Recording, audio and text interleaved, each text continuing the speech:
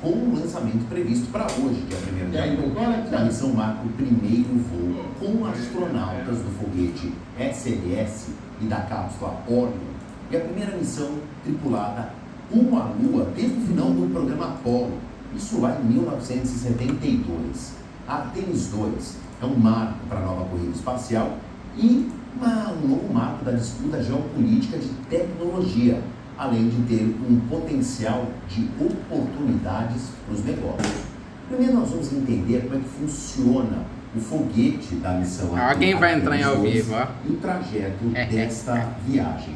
Acompanhem aqui comigo, fizemos aqui uma representação gráfica, primeiro para vocês entenderem o tamanho do SLS, que se tudo der certo, voa nessa quarta-feira, dia 1º. Ele é praticamente do tamanho da Estátua da Liberdade, mas já tivemos projéteis maiores, a exemplo do Starship, já testado, e do New Glenn, que é da concorrente do Elon Musk, de outro multibilionário, o Jeff Bezos, a empresa Blue Origin, que faz parte ali de um conglomerado do dono da Amazon. E claro, a comparação, o SLS, que deve voar hoje, ainda é menor do que o Saturno V, esse que levou então os astronautas à Lua no programa Apollo. Vamos continuar aqui, fizemos uma espécie de um raio-x para que vocês entendam. Depois do lançamento, essa parte laranja e dos itens que estão ao lado dos outros propulsores secundários, isso tudo é desconectado e aí as atenções se voltam para a ponta da aeronave, vou usar um termo menos técnico, e aí a cápsula Orion começa a ser destaque. É aqui que ficarão os 4 tripulantes, apertados numa cápsula que tem cerca de 5 metros de diâmetro.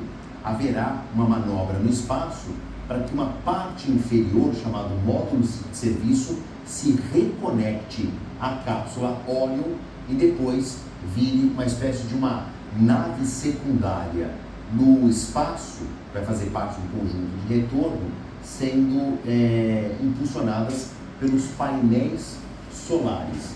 Tudo de uma maneira mais grosseira para que a gente possa entender. E outra curiosidade, como é que vai ser o percurso da viagem? Obviamente que a gente fez aqui uma arte gráfica para explicar para vocês, tudo fora de escala, mas está aqui. A viagem não é tão simples quanto parece. Nem de perto ela vai ser um voo em linha reta.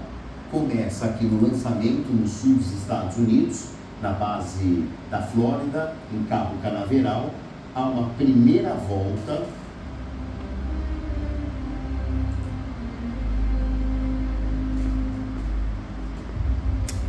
Que anúncio!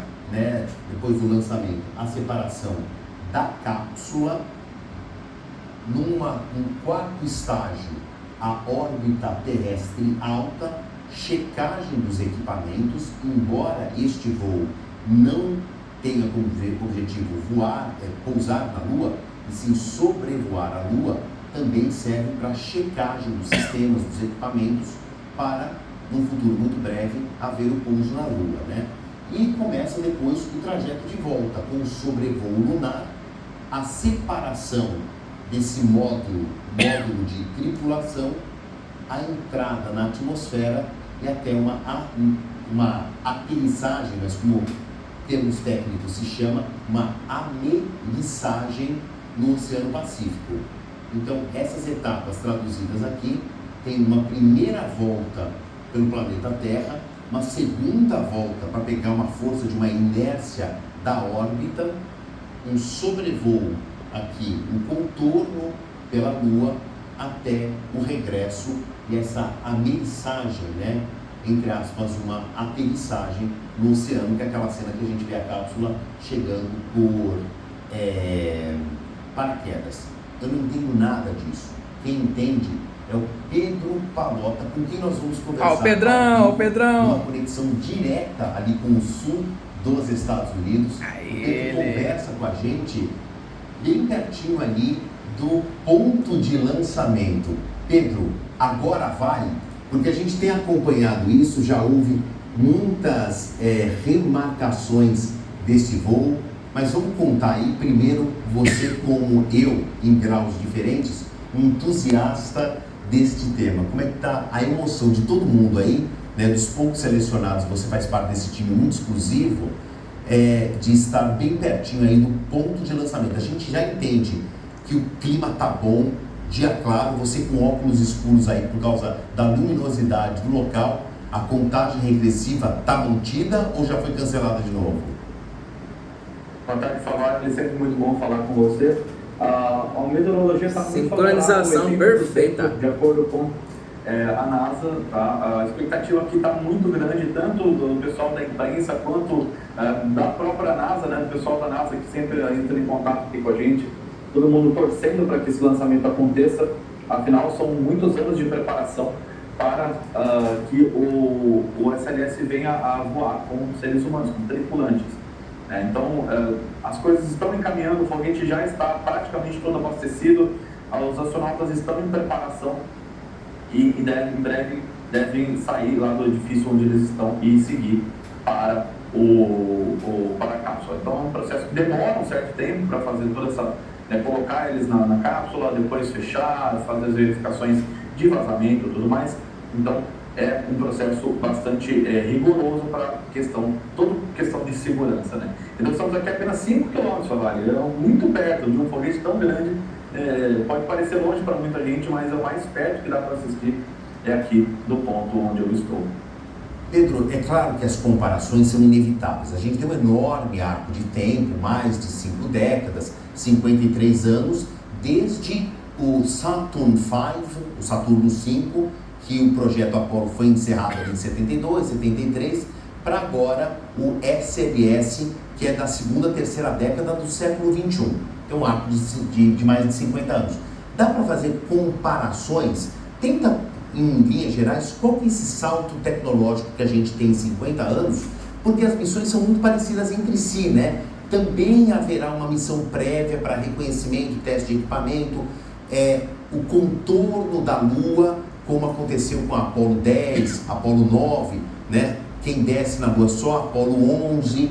Por que eles precisaram fazer isso tudo? E quais são as diferenças da cápsula do foguete hoje com o Saturno V do final da década de 60 e 70?